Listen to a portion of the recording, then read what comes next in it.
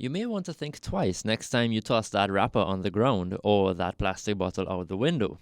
Here in Trinidad and Tobago, a nation surrounded by the very waters we seek to protect, the fight against marine pollution is a daily reality. There's a significant amount of plastic waste that comes off of our rivers, especially, of course, now that we've seen all this flooding over the last 2 days, you're looking at your rivers and you're actually seeing the plastic bottles floating and clogging river systems and forcing the water to be backed up into different spaces. Transrail Road is famous for that. People and businesses who rely on the ocean to earn a living didn't hold back on what they see out in the deep blue sea. What we observe is that the exit of the rivers in Tobago, when the rain falls, it comes down, and it comes down with a large sum of rubbish, bamboos, debris, and plastic. That community counts, a lot of people come from nowhere. Yeah, people show there when they might be in the sea, on the ferry or something, they just throw out a bottle. That is a normal thing.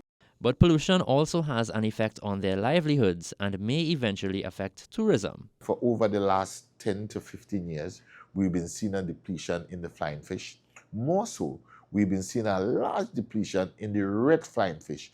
As a diver, I see the impact on land and in the water, and there was just a few days ago, I'm taking a new dive on one of the local reefs.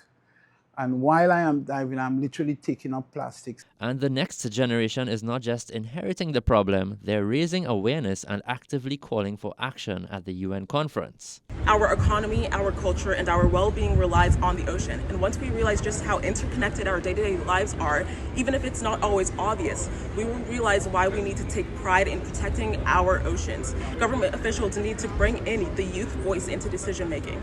Our ocean is not a dumping ground. It's our lifeline.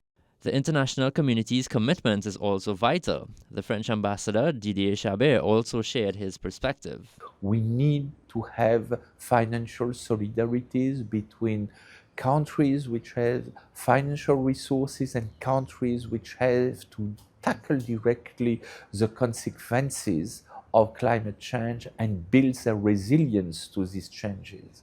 TNT's United Nations resident coordinator was present at the UN Ocean Conference earlier this month and gave us an idea of what was discussed. We have discussed pollution. A lot of attention is on pollution, including plastic pollution, but also the kind of pollution that is represented in Trinidad and Tobago by sargassum. There is quite a lot of discussions also about the partnerships and how building bridges between the policy and the work of the very innovative private sector can support the protection of oceans. Now, the scale of the problem requires sustained effort, innovation, and a fundamental shift in how we interact with our precious ocean to preserve it for future generations. Jean-Marc Rampersad, CNC3 News.